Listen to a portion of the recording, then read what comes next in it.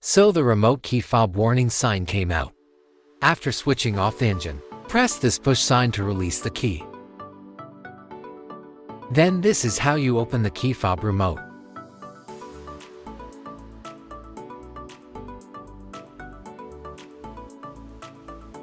Then remove the battery.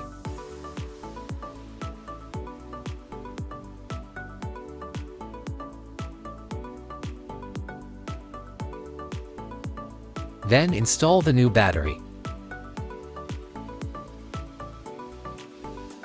Then put back the cover. Make sure the remote is sealed properly.